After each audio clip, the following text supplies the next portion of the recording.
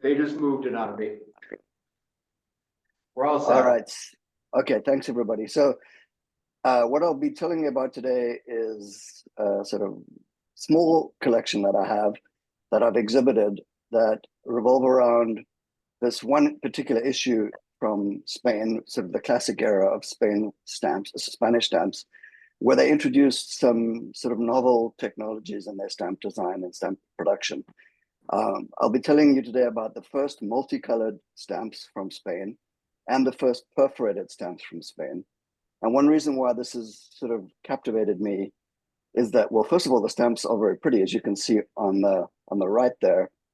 This is the 12 quartos stamp with the head of Queen Isabella II in the middle. But as you can see, it is a multicolored stamp. So Spain was one of the first European countries to have multicolored stamps. But one of the reasons why this has become exciting to me is that, as you can imagine, with multicolor comes the opportunity to have errors. And in the case of, for example, the inverted Jenny, it was the fact that it was multicolored that allowed for the invert to occur in the first case.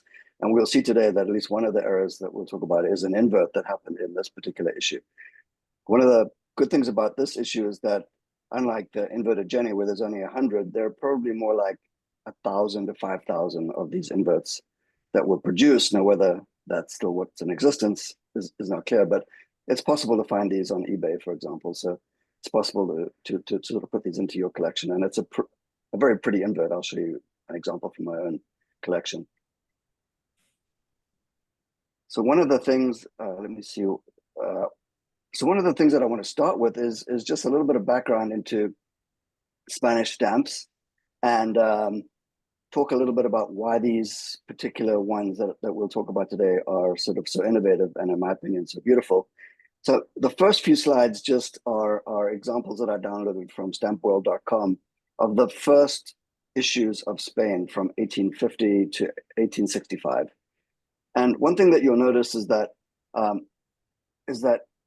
they have a strong resemblance to some of the first stamps from Great Britain, including the penny black. And in fact, the very first stamp from Spain has the head of Queen Isabella II on a black background for a value of 6 quartos, and no indication of which country this comes from. So you wouldn't know it was from Spain unless you recognize the Queen. And so their policy at the time was that every year they would issue a new set of stamps that would be valid from the 1st of January of one year to the 10th of January of the following year. And this was because at that time they had a really horrible issue with counterfeiting. And so changing the design just at least set the counterfeiters back a few months at least. So I'm going to go through this quickly, the first few slides, just to illustrate some of the features of these early stamps. And of course, they're all engraved. They all have Queen Isabella's head. You can see that in the 1851 issue, very similar kind of look to them. Unicolor, each issue, each value had its own color. They were generally in quartos and in reals, and I'll tell you a little bit about that currency in a minute. In 1852, they changed the design, changed some of the colors, but the values were pretty much the same. In 1853, very similar look to them, single color for each issue. The design of the Queen, would face left or right. Maybe sometimes she would have a crown or a tiara, sometimes not. And then they started to get a little bit more interesting around the early 1860s. And for the first time in this issue of 1862, they actually added the word España, Spain, on their stamps. So it was the first time that Spain had actually advertised where the stamps were coming from. Of course, the UK or the Great Britain, has never put the name of their country on their stamps, having this idea that because they issued stamps first, everybody should just know that if it doesn't have a country name on it, it must come from Great Britain. But Spain decided to have their name put in their stamps about 12 years after they first issued stamps. But once again, all the stamps were pretty much unicolor, different values, quartos and reals. In 1864, they actually took the name Spain off again. So I'm not quite sure why that happened. But the issue we're going to talk about is the one that comes directly after this 1864 issue. So this is the 1865 issue. It was issued on the 1st of January, 1865. Hopefully you can see just by looking at it and comparing to what I just showed you in the last few slides, that this introduced a number of innovations to Spanish stamps. The first was that these were the first perforated stamps from Spain.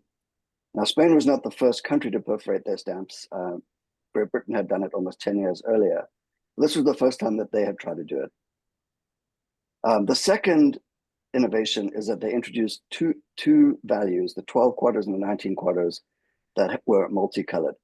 Hopefully you can see in the middle here, the 12 quarter stamp, this is the 12, the value over here, and the currency over here has the Queen's portrait in a different color to the frame.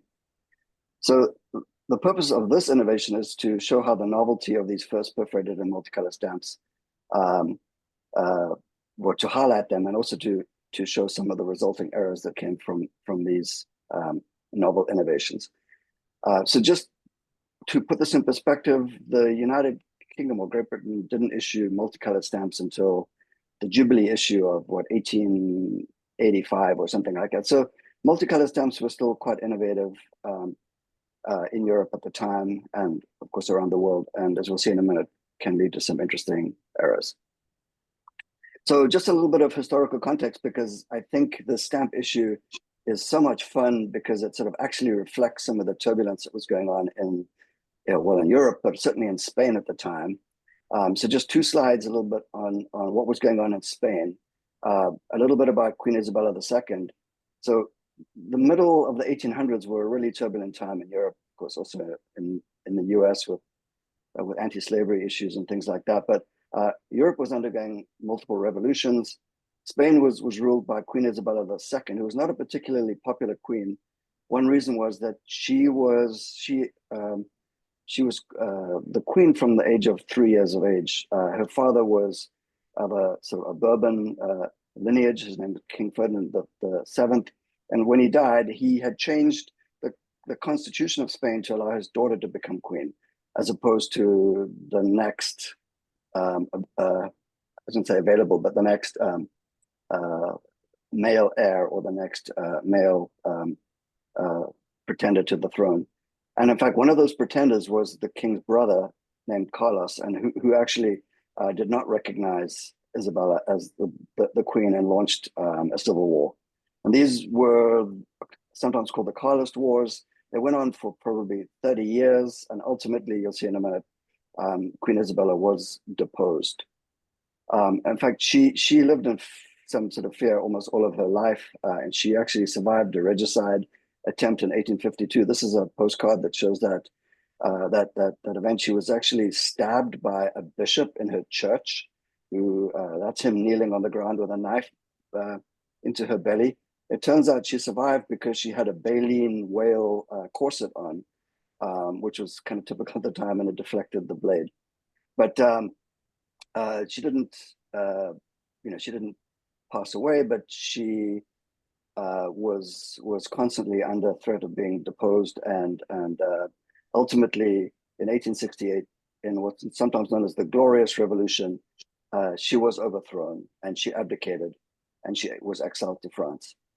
Now that Glorious Revolution led to a republic which lasted just a few years, because there was a coup again, and the monarchy was restored again. So Isabella's son Alfonso became the king in 1874. So the Bourbon lineage or dynasty was restored, but she was never restored back to the throne. So at the same time as all of this was happening, there were a lot of economic turbulence or upheaval happening in Spain at the time. And Spain was thinking about joining certain currency conglomerates, maybe sort of linking their currency to the franc in France and other places. So they were trying to introduce a decimalized currency at about this time. And in fact, I'll show you in a minute, it won't be that relevant for this issue, but the next issue after 1865 was the first attempt at decimalization, and it didn't work so well. They tried again a few years later. So they had two different decimalization attempts. But one of the things that I was able to find for my collection is actual coins from Isabella's reign. This is a coin from 1856, for example. These are coins that individuals might have used to purchase these stamps if they had gone to the post office in Spain. So what I'm showing you here is a copper maravedì, which was the smallest denomination currency that they worked with at the time. I'm showing you a quartos coin, a 6 quartos coin. This was also copper. And then I'm showing you a silver 1 real coin. So how did this work? And this currency is a little confusing to think about, but one reason why it's confusing is that it's changed quite a lot since the 12th century, when the maravedì, quarto, and real were first introduced. In 1850, so around 1865, when these stamps came out, the currency was as such. The real, which you guys all have heard about, was divided into 34 maravedis. The quarto was 4 maravedis. And so if you do the math, there were actually 8.5 quartos in a real. And so some of you have heard about a peso or a piece of 8. Well, it turns out that a piece of 8 was 8 reals. And so the currency at the time was 34 maravedì equals 8.5 quartos equals 1 real equals 1/20th of a dollar, which is 1/40th of an escudo, which we'll hear a little bit more about in a minute. So how this plays out is that the values of the stamps are actually denominated in quartos and real. So that gives you a sense of just the currency hierarchy. All right, so why have 6 different issues for this particular stamp issue? Well, it turns out that each of these values was relevant for a different postal route, either internal or international postal rates. This stamp here on the left is the 2 quartos. The 2 quarto stamp paid for intra-city mail, and you see this stamp on many envelopes that are, for example, posted in Madrid, going to another address in Madrid, or from Barcelona to Barcelona. And you can see that about 3.5 million of these stamps were issued. The 4 quartos, which are the most frequent that you'll see if you were looking for these on the internet, was for mail within Spain. So internal mail, the 4 quartos here in blue, and they issued about 72 million of those. These are pretty common. You can probably purchase them unused for about $50 and maybe used for about $5. The 12 quartos shown here in the center, which is the one that I'm going to focus most on tonight because it's the first of the multicolored stamps, paid for mail to France. So actually, mail to France was so important that they had their own rate for it, and 12 quartos paid for that rate, and you'll see about 1.5 million of these were issued. The 19 quartos paid only for the rate to Belgium. And because there was a limited supply of mail going to Belgium, they only issued 75,000 of those. The 1 real stamp here shown in green was for mail to Spanish colonies. It could be anywhere in the Caribbean or in the Pacific. So for example, Cuba, Philippines. They issued about 1.8 million of those. And then the 2 reals paid for other countries. So for example, if you find a letter to London, for example, from Madrid, it might have a 2 real stamp on it. And so one thing to keep in mind with this is that the 19 quartos is the rare sort of stamp in this issue. And these ones are, hard to find. I'll show you in a minute that they were actively forged by some of the most famous forgers in the world, Sperati, for example, because they were kind of hard to get hold of. And these will probably sell for about $1,000 unused. All right, so a little bit about the stamp design, because it was kind of innovative for the time. It involved using multiple cliches on an engraving plate. In the just sort of flanking the name España at the top here were the symbols of the 2 kingdoms that were united in France, the Leon kingdom and the Castile kingdom. And then with this garter over here, the garter of the golden fleece, it basically held up two value cliches, which would have the numeral over here and the currency over here. So this would be 2 quartos, for example. And then on the bottom, Koreas or Spain. So one thing to keep in mind with this is that it seems to me that they reused multiple parts of the printing plate and just switched out different parts. Like you could switch out the value or the currency part. And in some cases, you'll see that it looks like they printed the head first, and then they printed the frame second. So it turns out that this issue on January the 1st, 1865, did not include a full set of perforated stamps. It's not clear to me exactly why, but only the 4 quartos came out perforated on the 1st of January.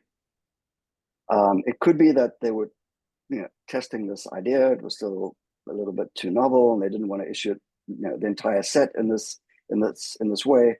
But only this stamp was perforated at the first day of issue.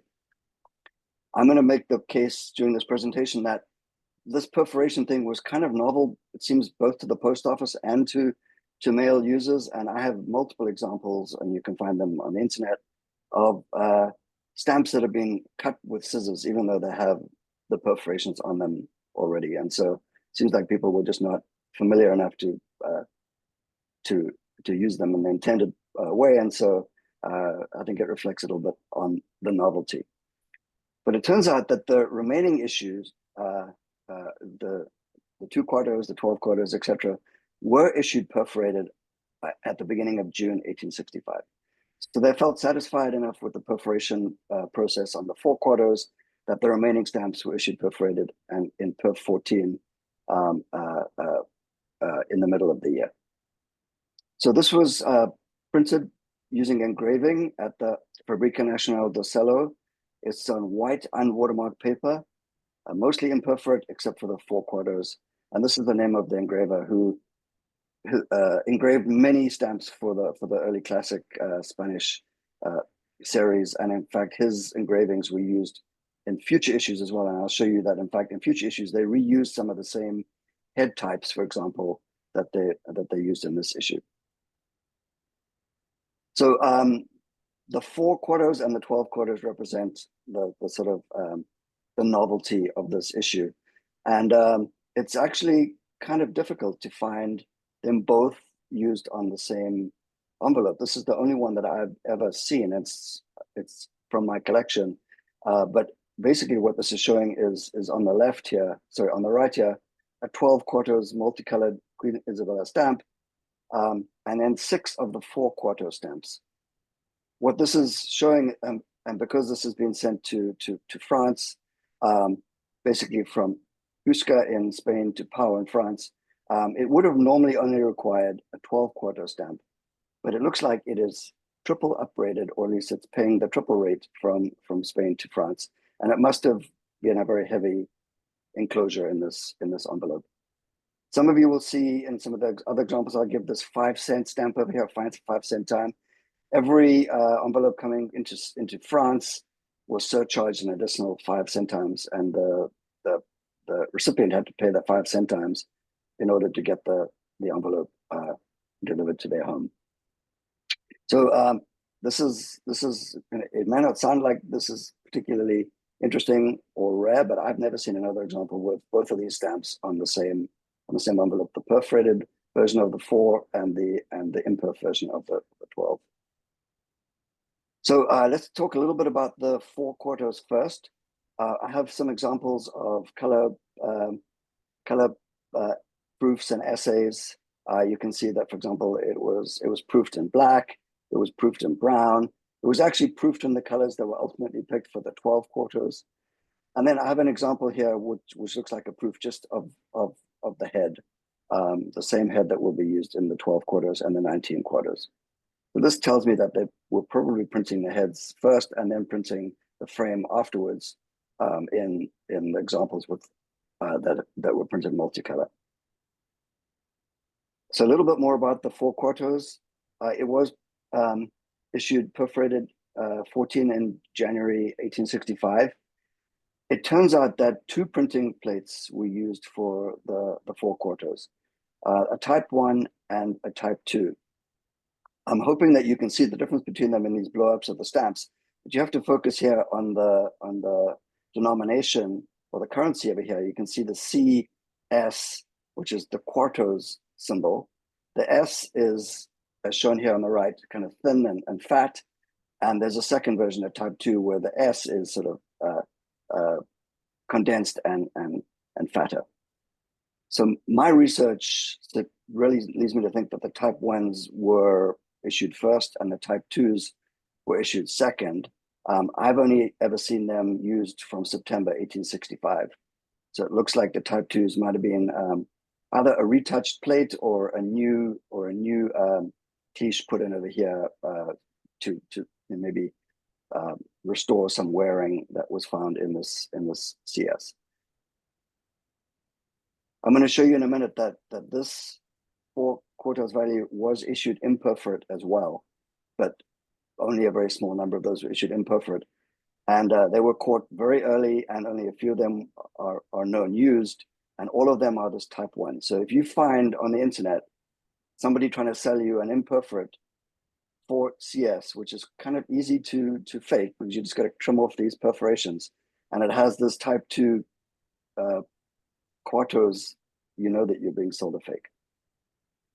All right, so this is an example from my collection. It is a certified authentic imperfect mint use of the or mint release of the 4 quarters. So it wasn't too surprising, I suppose, if you're introducing a new technology like perforations, that some sheets might escape the perforator, or maybe they were released before they thought that they were going to be doing perforations. But very few of them are known. I haven't been able to get an accurate value or an accurate number of how many were known, but Stanley Gibbons says that only a handful are known used on cover, and it's probably just a few hundred that were issued imperfect or that have survived. So you can see mine has a bit of damage on the side here. All right, so that's the first error that I'm going to talk about, and I'm actively looking for these imperforates on cover. So if anybody sees one, please let me know. But I'm sure that that's not something I'll be able to get. You know, those examples are probably in museum collections. All right, so this was such an interesting error, and in fact, it had been noted in some early examples of the London Philatelist, and I think the Ferrari auction also included one of these. That Sperati actually forged this particular issue, and I have some examples in my collection of his proof and one of his forgeries. In fact, I have 2 of them. I showed the second one here because it's signed by him on the back. Some of you will know the story of Sperati. Shown here on the right is the famous Sperati collection that was confiscated by the French customs house when he was trying to ship these forgeries to Portugal.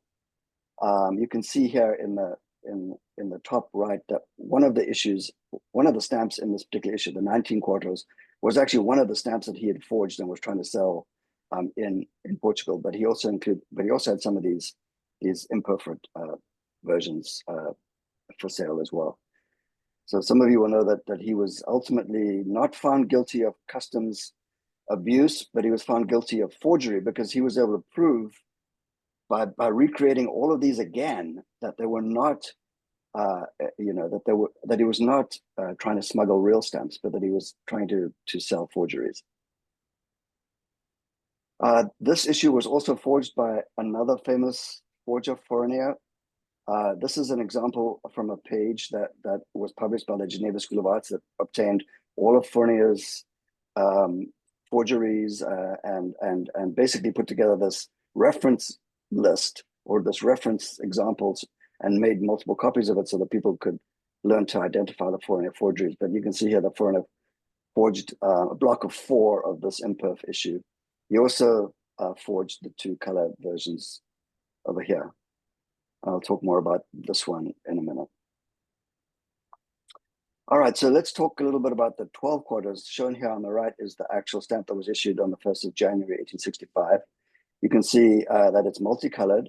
It's got the same head in as the other issues, but the head seems to have been printed in a different color to the frame.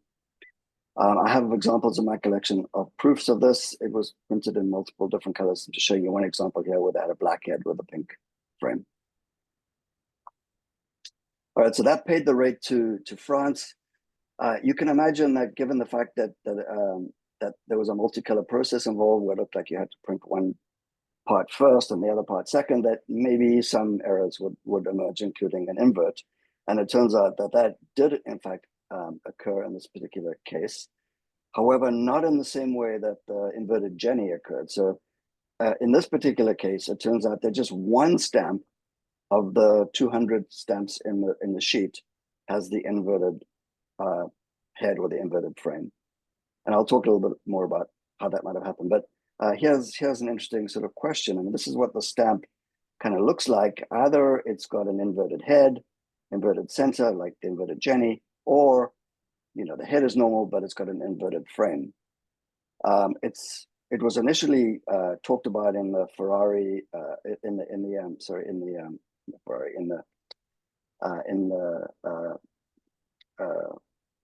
catalogs and in the London Philatelist as having an inverted center, but it turns out it's actually an inverted frame. And I'm going to show you proof of that in the next slide. So this is an example cover that I have for my collection. It's actually the only one that I've ever been able to purchase that shows two stamps in a pair, one with the invert and one without. And hopefully you can see from this, maybe I'll have to bring this in one day if you guys look at it more carefully with a magnifying glass, but hopefully you can see this normal copy over here with the España at the top and the Corias on the bottom, actually has the same orientation of the head, but it's actually the frame that's inverted in the stamp. Here's the España down the bottom and the Corias on the top. This particular cover went from Spain to Paris. It has also paid a triple rate, so it must have been a pretty heavy cover as well. It had a third copy of the 12 quarter stamp. So this shows conclusively that it's an inverted frame. And so how that might have happened, it's speculated in some literature and from my own thinking that at some point, somebody took out the frame cliche and maybe to repair it or clean it and put it back in one position in the wrong orientation. And so there are 199 stamps in the sheet that all look fine like this, but just one stamp, and we know exactly what position that is actually. That stamp had the frame cliche in the wrong orientation. Now the question is, when did that happen during the printing process? And I'm going to talk to you a little bit about how rare this might have been in the next slide. So my calculations show that because there were 1.5 million of these stamps issued, and there were 200 stamps per sheet, that if every sheet had one of those inverted cliches, then the maximum number of these stamps is 7,901. But it's unlikely that that every sheet had the inverted cliche. It probably happened at some point during the printing process that somebody removed a cliche to clean it and put it back in the wrong orientation. I'm going to show you in a minute that one of the sort of definitive studies of this that I was able to find on the internet, the Estudio de la Mission de 1865 by Dr. Alvarez, he claims that there were approximately 5,000 of these produced. I'm going to show you in the next slide that in fact this inverted cliche was not discovered even though they started perforating the stamp in the middle of the year. So there are actually perforated versions showing the inverted frame as well. I think I'm showing that in the next slide. Oh no, before I go there, let me just talk to you a little bit about how this particular stamp was already known to the philatelic world even back in 1904. So I was able to find a PDF from the London Philatelist, which was called the sort of rarest inverted centers. They still call this an inverted center. And basically down here at 9 and 10 with the Spain 1865, the 12 quarters blue and rose, perforated and imperforated. In fact, the most interesting, they call, or the rarest inverted center was a Spanish issue from 1867, the 12 mils de Escoto, which I'll talk to you about right at the end. And you'll see it's blue and rose. And turns out it used the same cliches that this issue did, but they must have caught it at that point and basically pulled the issue before too many of them were printed. How many of you guys have heard about the inverted frame in the Swan issue of Western Australia? I believe here is the 4 Annas inverted frame. Sorry, inverted head. So I mean, this was in rarefied country, territory back in 1904. In fact, in 1905, the London Flatners published an article on the rarest stamp errors, and in fact, down here in position number 38 is the 12 quarters blue and rose inverted center. You see, they still didn't know that it was an inverted frame at that point. Just to let you know that I've only ever seen 2 covers that have the pair of the stamps together. So it wasn't too unlikely that it took a long time to actually realize that it was an inverted frame and not an inverted center. It's kind of rare to see the 2 stamps together. All right, so this is what the issue looked like in the middle of the year. In June 1865, the remaining stamps were issued perforated, the 2 quartos, 12, 19, and the 1 real and the 2 real. It's my estimation that they issued fewer of the perforated stamps than they issued of the imperforated stamps.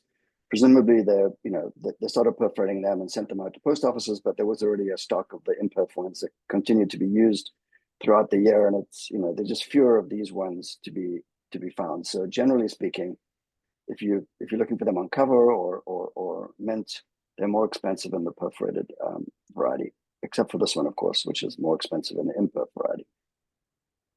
All right, so it turns out that the inverted frame is also found in the perforated version. Here's an example of that.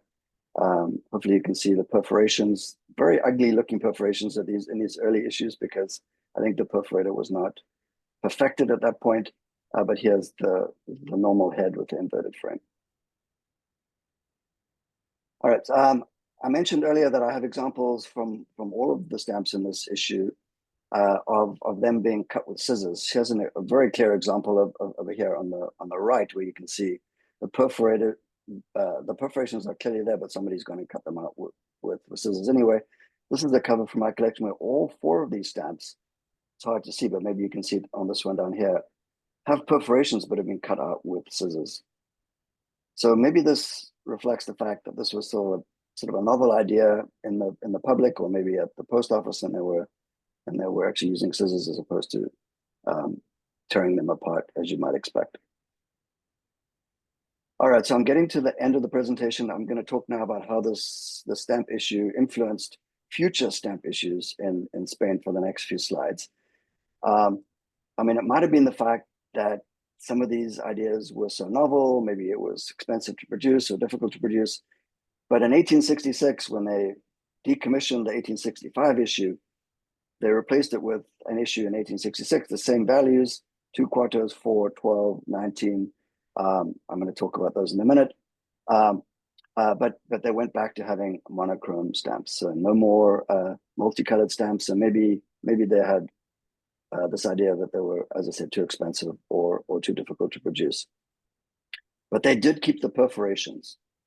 And from this point on, I do not see as many issues with the perforator. The perforations look pretty good in this next issue, and don't see as many cutouts with scissors. So it seems like maybe the public was starting to accept them. This was also the first issue where they were starting to introduce a decimalized system in the currency. And in fact, as you can see here from these last 2 stamps in the issue, the 10 cents per escudo and the 20 cents per escudo, that they were mixing currencies at this point. So they were in a transition for about 4 years, where the old currency system and the decimalized system were kind of used at the same time. And there was an equivalency scale. I'm trying to show that down over here, and I'll talk to you about it in a minute. But you could either pay for your stamps in the decimalized currency, or you could pay for your stamps in the old currency. You could use these stamps equivalently to some of these other stamps. So for example, the 10 cents de Escuado paid the rate of about 12 quarters. It was more like 10 quarters, but so you can see sometimes a mixture of stamps, the decimalized version and the non-decimalized version on the same cover. So this is from the Stanley Gibbons catalog. It tries to explain how the currency changed over time. I mentioned to you that it started out 8.5 quarters per real. In 1866, which is this time period here, they introduced decimalization with 100 centimos de escudo, but they also gave it an equivalency to 80 quarters. And then in 1867, they introduced a smaller decimalized currency. And then in 1872, they abandoned the escudo and the quarto and went directly to the decimalized system, where the peseta became equivalent to a franc, and there were 100 centimos equivalent to the 100 centimes of the French franc. And then obviously in 2002, they went to the euro. So they didn't abandon multicolor stamps altogether. And in fact, in 1867, they printed one of their issues in multicolor. And this was an issue that was 25 mils de escudo. It was a very low value, the 25 mils de escudo, that's the equivalent of like 2 quartos. So it would pay the intracity rate. So you often see these on covers within Madrid or within Barcelona or Seville. But it turns out this is an interesting issue because they borrowed from the 1865 issue, and they used the exact same head cliche for this particular issue. And we know that it's the exact same head. Well, first of all, I mean, it's almost, I mean, it looks very similar, but there's actually a pretty well-known flaw in the 12 quarters from 1865, which is this line through the left frame of the head, and that line is sometimes seen in the 25 mils de escudo as well. So we know that they use the same head, and it turns out that there are a very, very rare number, only 4 copies so far known, where they've also had an inverted frame in this particular issue. So these are extremely rare. They hardly come up for sale ever. And when they do come up, they're usually in very bad shape. But this is one example I was able to draw on the internet. So these are not in my collection. So they went back to multicolor. This was the last example for a while where they did multicolor.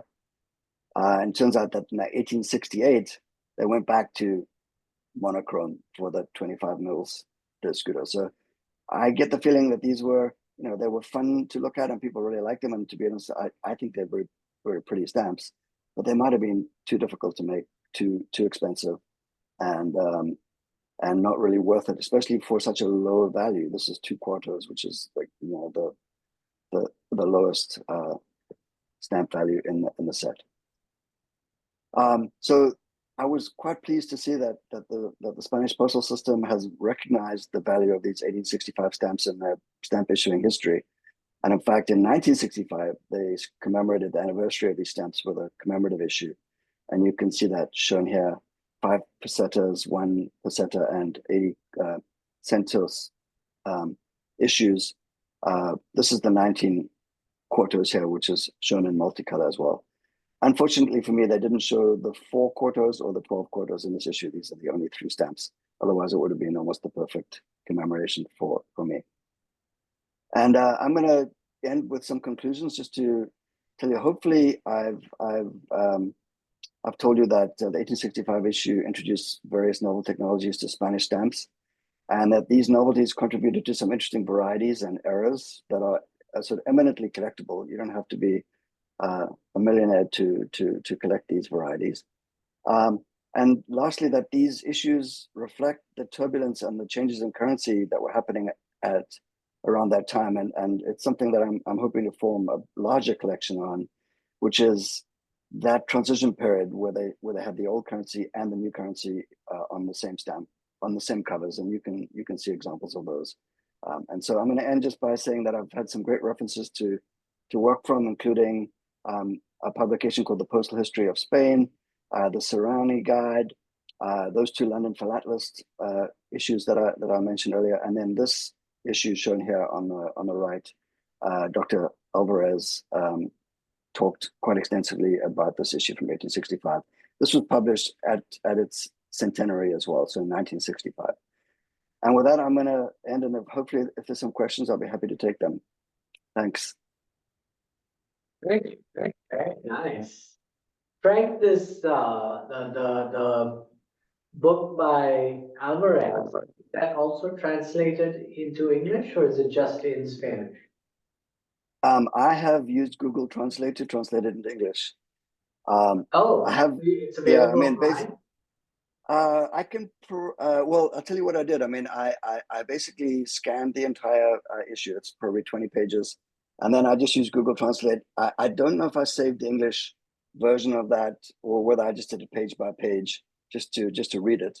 But I would be happy to send you the scan if it would be interesting to you. I don't know if it's in English, but yeah, I mean, I'd be happy to send the scan if that would be interesting. Wonderful. Yeah, yeah. This is your country. You have any It other? is. I mean, it's I a love Spanish